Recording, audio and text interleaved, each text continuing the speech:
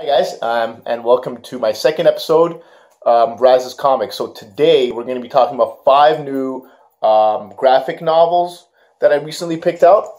As you can see, this is a good mix of some superhero stuff, some indie stuff, stuff that's still going on right now, stuff that recently ended, stuff that is from the 80s, just a nice mix of stuff. And if you're into graphic novels, if you're into collecting trades, these are some great stories to get into. These are some stuff that have won Harveys and Eisners and all sorts of awards.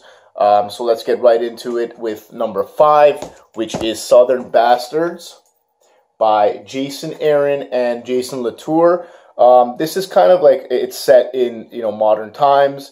It's about like a football coach that has like this, secret past and secret kind of second life. It won 2016 Best Eisner for Best Continuing Series. It's still going on right now.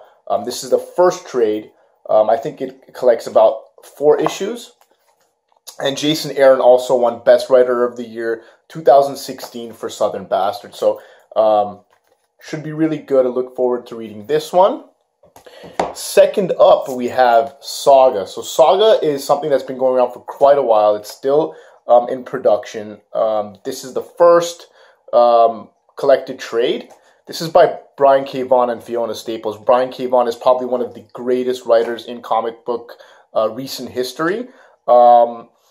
The first issue of this went into 5 printings, and it even outsold The Walking Dead, and it still outsells The Walking Dead today. Wide critical acclaim, obviously. It's like a space opera fantasy, so it's if you're like into Star Wars meets Game of Thrones, you know what I mean? It's like a weird mix of 2 different kind of worlds come together. Really cool to check out. Critics love it, fans love it, everybody loves it. Check it out. Next, we have Sheriff of Babylon. So this is by Tom King. I spoke about Tom King last time in my last video. Tom King is an ex-CIA agent, so he kind of takes his experience as being a CIA agent and he puts it into this graphic novel, which is, I think, really cool because it's not just, some things that the fantasy that he made up in his head. It's stuff that actually happened to him. And so it's a really cool insight into, the CIA world, I think, and stuff that's real experience that happened to somebody.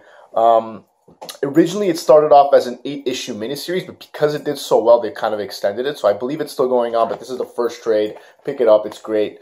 Next, we have something a little bit older. It's called Love and Rockets. Love and Rockets is an independent kind of indie comic book from the 80s, and this was probably the biggest one from the 80s.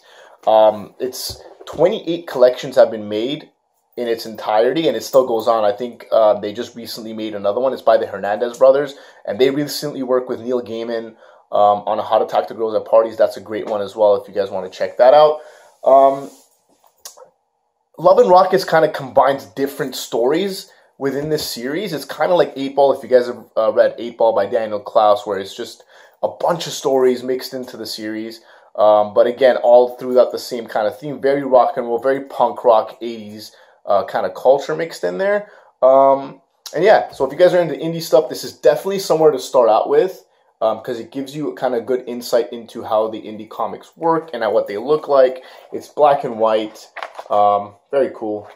So that's my number 4. Number 5, Superman American Alien by Max Landis. So Max Landis is a screenwriter and director in Hollywood, and he's a very, very interesting guy. If you guys want to look at some cool interviews, just check it out. Research him online. You will not be disappointed. He's a very, very eccentric and original human being.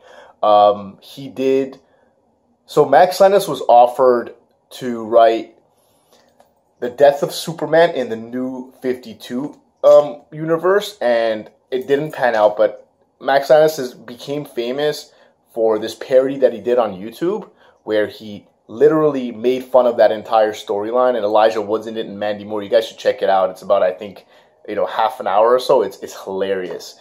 So this is a 7-issue series that he did, and it's a very different take on Clark Kent, very humanistic and very relatable take on Clark Kent, which we don't really see. So this was great.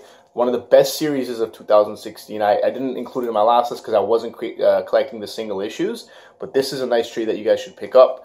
So that's it, guys. That's my top 5 for the graphic novels that I recently picked out. Hope you guys enjoyed it. If there's something that you guys could recommend to me, love to hear it. Take care.